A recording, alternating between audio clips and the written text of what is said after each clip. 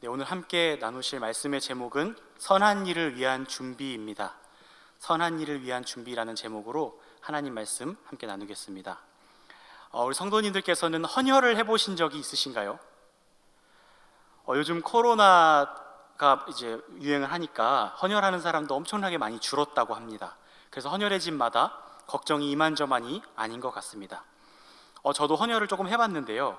이제 헌혈을 하기 위해서는 몸 관리를 아주 잘 해야 됩니다. 건강 관리를 잘 해야 되는데 체중이 너무 적게 나가도 안 되고 전날 잠을 잘 못 자도 안 되고요. 일주일 안에 어떤 감기약이라든지 어떤 약물도 복용해서는 안 됩니다. 그리고 방문해서는 안 되는 지역들도 있습니다. 뭐 해외여행이라든지 우리나라에 뭐 이렇게 모기로부터 오는 질병들이 있는 지역들은 방문을 해서도 안 되고 뭐 이렇게 헌혈을 하기 위해서는 최상의 건강 상태를 유지해야 되는 그런 상황, 그렇게 유지를 해야만 헌혈을 할 수 있습니다.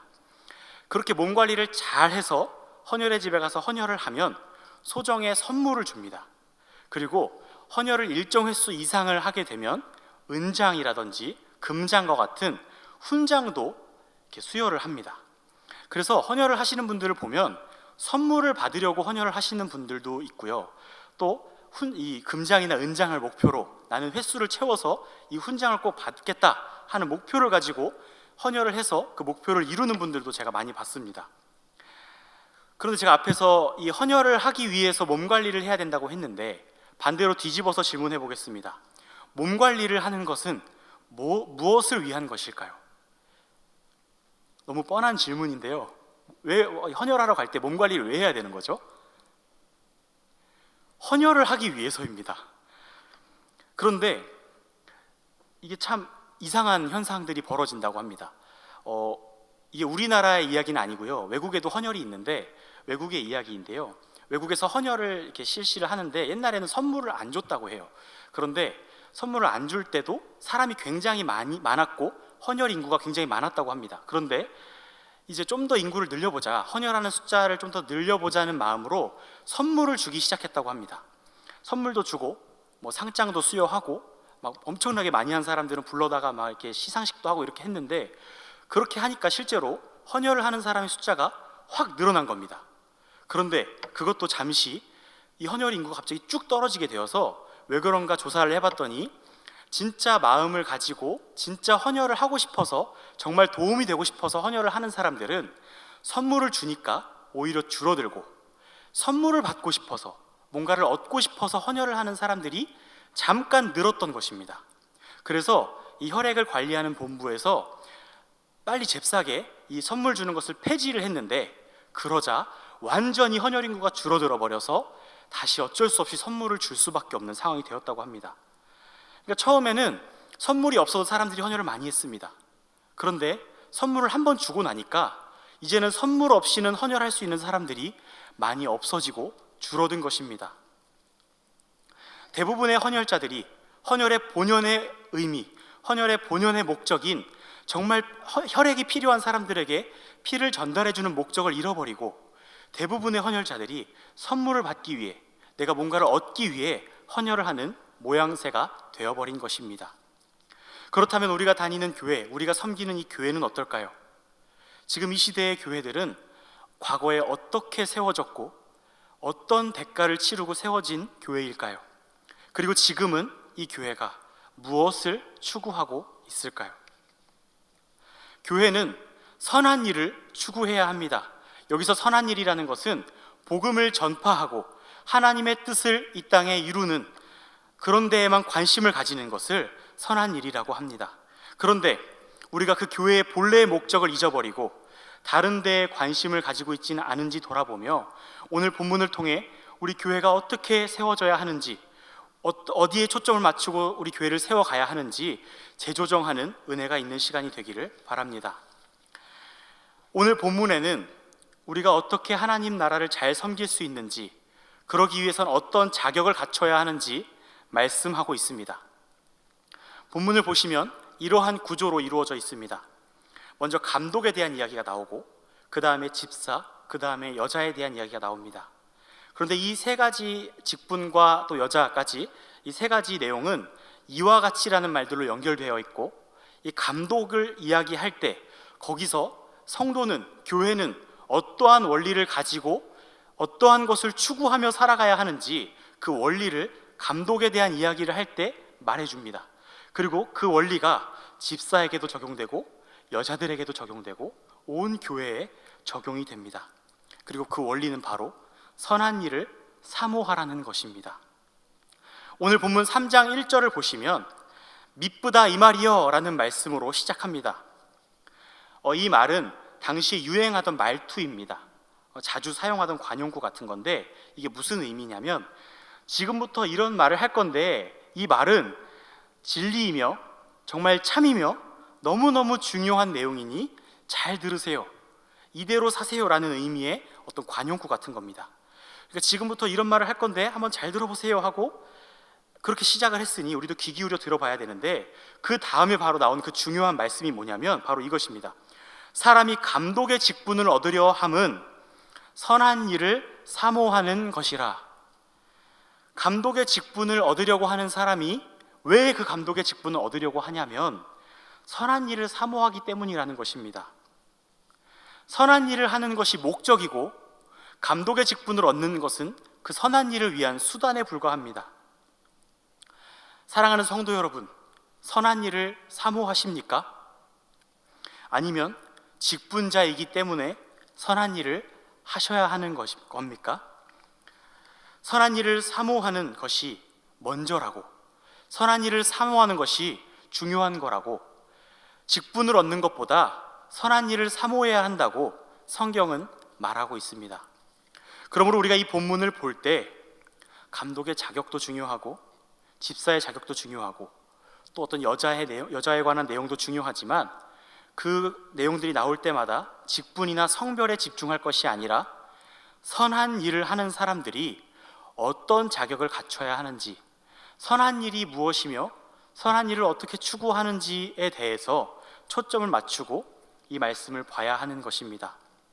먼저 2절에 감독이라는 말이 나올 때 내가 감독이 되고 싶은데, 내가 교회를 지도하는 지도자가 되고 싶은데 그럼 어떤 자격을 갖춰야 하지라는 초점으로 봐서는 안 되고, 감독이라는 말 대신에 선한 일을 사모하는 사람은 어떤 자격을 갖춰야 하는지 봐야 되는 것입니다. 그래서 이 감독이라는 말을 선한 일을 사모하는 사람은 이라고 바꿔서 읽어보면, 선한 일을 사모하는 사람은 책망할 것이 없으며 한 아내의 남편이 되며 절제하며 단정하며 나그네를 대접하며 가르치기를 잘하며 술을 즐기지 아니하며 구타하지 아니하며 오직 관용하며 다투지 아니하며 돈을 사랑하지 아니하며 자기 집을 잘 다스려 자녀들로 모든 공손함으로 복종하게 하는 자라야 할지며 새로 입교한 자도 말고 외인에게서도 선한 증거를 얻은 자라야 할지니 라고 말씀하고 있습니다.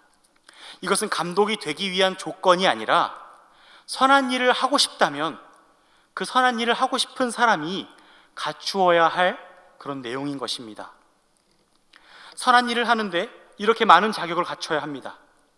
그냥 읽는데도 시간이 꽤 걸릴 만큼, 그리고 지키는 데는 너무나 어려울 만큼 많은 자격 조건을 말씀하고 있는 것입니다.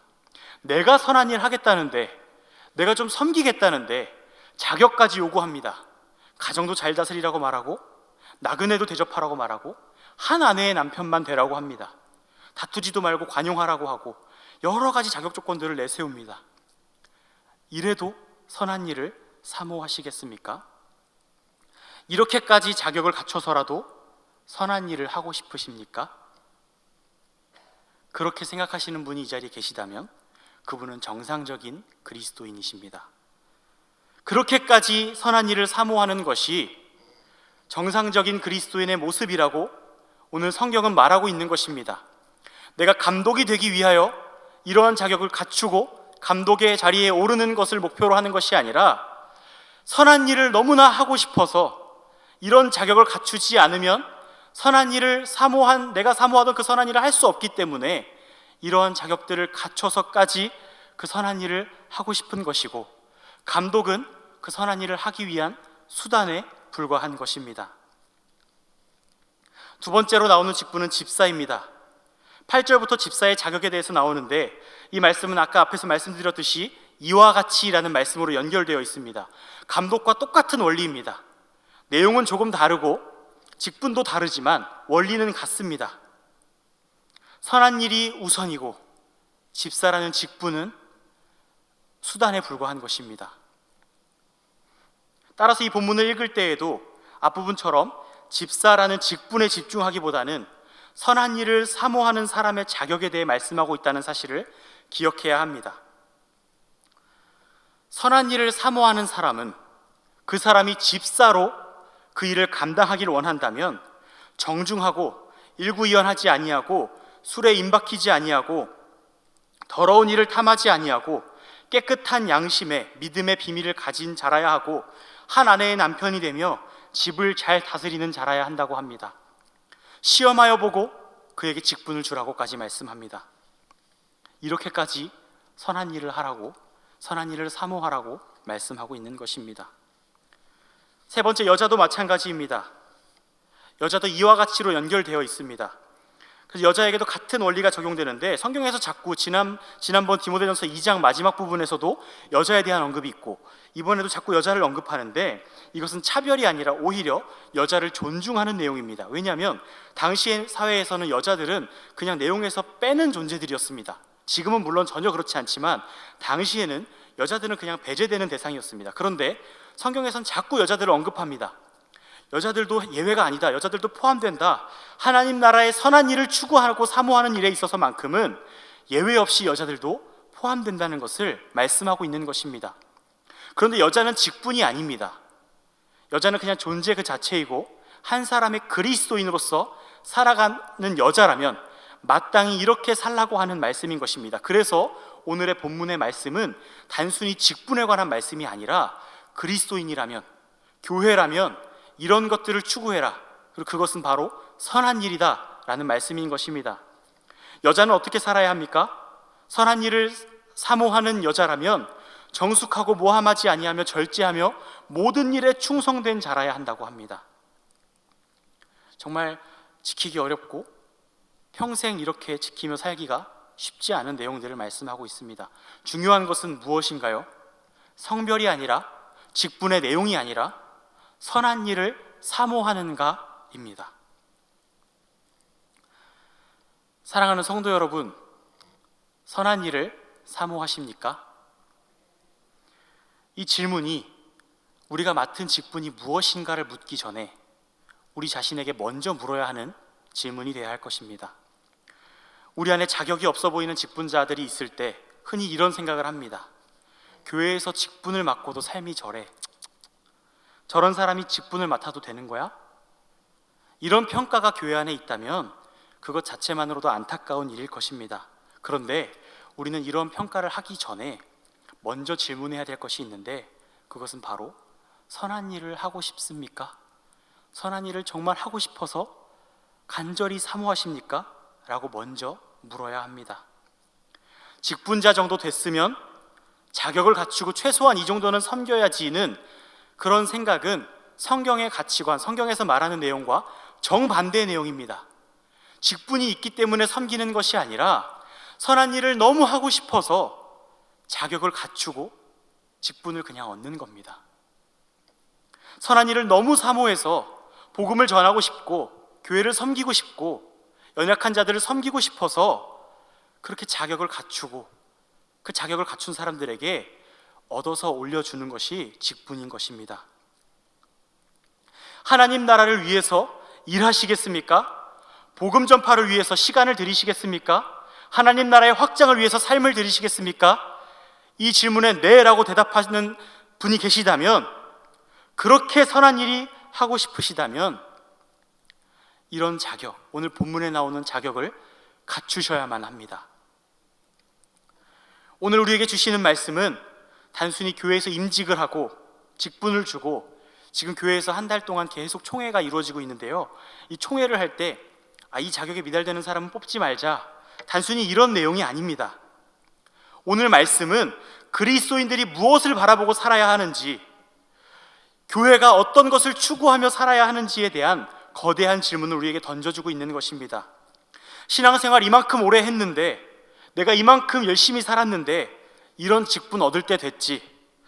그 사람 직분 안 주면 섭섭해할 거야. 직분 받고도 왜 일 안 해? 나는 직분 안 받았으니까 일 안 할 거야. 이런 식의 생각은 교회에서 이제 사라져야 합니다. 우리는 직분 하나 얻으려고 신앙생활하는 것이 아닙니다. 동아리 활동을 하러 온 것도 아닙니다. 하나님의 은혜를 입고 구원받아 새 사람이 되어 하나님 나라를 위해 살 수 있는 존재들이 된 것입니다. 선한 일을 그냥 하고 싶을 때 하고 하고 싶지 않을 때 안 하는 것이 아니라 선한 일을 사모할 수도 없었고 할 수도 없었던 우리가 이제는 그 선한 일을 추구할 수 있게 되었고, 그 선한 일을 하고 싶어서 마음에 불이 일어나는 그런 새로운 존재들이 되는 것입니다. 그렇게 선한 일을 하고 싶어서 안달난 사람들이 모인 곳이 바로 교회입니다. 하지 말라 그래도, 제발 좀 그만하라고 한다고 해도 바지자락 붙잡고 나도 선한 일 시켜달라고, 나도 섬기게 해달라고 선한 일 하는 데에는 줄을 서는 곳이 교회이어야 합니다. 이제 연말이 다가오고 있는데 연말마다 그만두겠다는 분들 붙잡고 제발 한 해만 더 해주세요라고 부탁하는 교회가 아니라, 일할 사람이 없어서 고심하는 교회가 아니라, 일할 사람이 너무 많아서 따져서 거르고 걸러서 일할 사람들을 뽑는 교회가 되어야 합니다. 내년에는 꼭 섬겨야지. 이번에는 내가 줄을 잘못 서서 섬기지 못했지만, 너무 사람이 많아서 내가 제대로 섬기지 못했지만, 내년에는 내가 자격을 더 갖춰서 진짜 섬겨야지라는 그런 다짐들이 있는 교회가 되어야 합니다. 그렇게 우리 교회가 선한 일을 사모하는 교회가 되기를 바랍니다. 더 나아가서 본문의 말씀대로 선한 일을 하기 위해서 우리가 갖추어야 될 자격들을 갖추고 선한 영향력을 끼칠 수 있는 역량을 갖춰 나가는 교회가 되기를 소원합니다.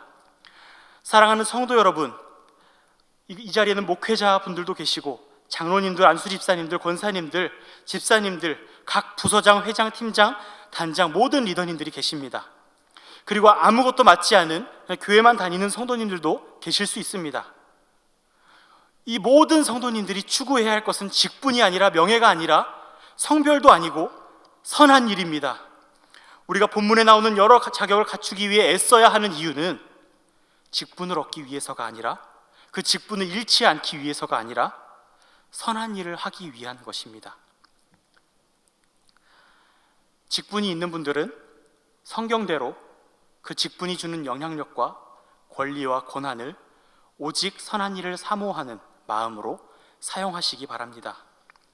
아직 직분이 없으신 성도님들 역시 선한 일을 사모하고 자격을 갖추어 나가고, 혹 자격이 있지만 아직 직분을 받지 못하신 분이라고 할지라도 직분과 상관없이 교회의 중심에 들어오셔서 함께 하나님 나라를 위해 헌신하고 섬기셔야 합니다. 하나님은 그 누구도 구경꾼으로 두기를 원하지 않으십니다. 사랑하는 성도 여러분, 오늘 본문에 나열된 이 많고 어려운 자격들을 갖춰서 어떤 선한 일을 하기를 원하십니까? 이 안에 있는 모든 내용들을 내가 다 갖추었다면 하나님은 나를 얼마만큼 사용해 주시기를 바라십니까? 오늘 말씀을 맺으면서 선한 일을 너무 사모하여 한 영혼을 사랑하고 섬긴 한 분을 소개해 드리려고 합니다. 한국의 슈바이처라고 불리는 박누가 선교사님입니다. 박누가 선교사님은 박누가, 그 누가라는 이름 그대로 직업이 의사셨습니다. 필리핀에서 오지를 마다하지 않고 몇 시간씩, 며칠씩 걸어 다니면서 사람들을 치료해주고 복음을 흘려보내는 사역을 했습니다. 마땅한 의료기기가 없어서 치료할 수 없을 때에는 기도할 수밖에 없었습니다. 약을 안 먹어서, 약을 주고 그렇게 몇 시간 며칠 가서 약을 주고 와도 약을 먹지 않아서 병이 도지면 따끔하게 한마디 해서 약을 먹도록 하고, 오래된 낡은 버스 한 대를 가지고 다니면서 거기에서 쪽잠을 자고 험한 오지길을 걸어가서 약 몇 알 주려고 그렇게 고생하면서 그렇게 하는 사역을, 남들이 보면 이해할 수 없는 그 사역을 기쁨으로 감당한 선교사님입니다. 그런데 더 이해할 수 없는 것은 이 박누가 선교사님은 말기 암에 걸려서 시한부 판정을 받은 분이라는 사실입니다. 젊은 시절에 암에 걸려서 하나님께 이렇게 기도했다고 합니다. 하나님, 암을 치료해 주시면 하나님께 삶을 드리겠습니다. 그런데 하나님께서 놀랍게도 기적적으로 암을 치료해 주셨고, 그렇게 박누가 선교사님은 선교를 하며 평생을 사셨습니다. 30년 가까이 선교 사역을 감당하며 수많은 열매를 맺었고 수많은 사람을 치료했는데, 정말 마음이 아프게도 또다시 암에 걸리고 말았습니다. 그리고 시한부 판정을 받고 말았습니다. 그런데 더 놀라운 것은 그의 선교 사역은 멈추지 않았습니다. 주기적으로 한국에 가서 버티기 힘든 그 항암 치료를 받고도 다시 필리핀으로 돌아가 선교 사역을 감당하는 말도 안 되는 불가능한 삶을 살다가 2008년 주님의 부르심을 받고 세상을 떠났습니다. 그의 관심은, 그의 사역의 관심은 자신이 그렇게 경험했던 것처럼 한 죄인이 구원을 받고 한 영혼이 죽게 돌아오는데 거기에만 있었습니다. 그 일을 위해 자신의 재능과 모든 성품과 자격과 자신이 쌓아온 모든 것들을 그 한 사람 한 사람에게 쏟아 부었습니다. 의사로 성공하며 살 수 있었지만, 의사로 돈도 많이 벌며 살 수 있었지만, 그의 동기들의 말을 들어보면 그 동기들은 다 한 자리씩 하고 돈도 많이 벌고 평안하게 살고 있는데, 거기 가서 그렇게 살고 있는 거 보면 대단하다고 말합니다. 이렇다 할 직함도 하나 없이 그냥 선교사라는 이름 하나 가지고 한 영혼을 위해 그렇게 살다가 하나님 곁으로 간 것입니다. 그가 그렇게 집중하던 그 한 영혼들은 이 선교사님을 이렇게 기억합니다. 하나님이 보내주신 사람이며 그분만 생각하면 눈물이 계속 흐릅니다. 그분들에게는 이 선교사님이 마치 예수님과 같은 분이셨을 겁니다. 그리고 그 이후에 아픈 만큼 사랑한다라는 다큐멘터리를 보면 그가 세상을 떠난 후에 그의 뜻을 이어 의료 선교를 통해 한 영혼을 섬기는 일을 감당하는 그 후대의 사람들의 이야기도 전해 들을 수 있습니다. 선한 일은 한 영혼을 주님께로 돌아오게 하고, 선한 일은 또 다른 선한 일을 낳습니다. 디모데전서 1장 15절은 이렇게 말씀합니다. 믿보다 모든 사람이 받을 만한 이 말이여, 그리스도 예수께서 죄인을 구원하시려고 세상에 임하셨다 하였도다. 사랑하는 성도 여러분, 선한 일을 할 준비 되셨습니까? 직분보다, 명예보다 선한 일을 추구해야 합니다. 선한 일을 사모하고 선한 일을 하기 위해 모든 자격을 갖추어 한 영혼을 사랑하고 그에게 모든 것을 쏟을 수 있는 준비된 하나님의 사람들로 세워져 가시기를 예수님의 이름으로 간절히 소원합니다.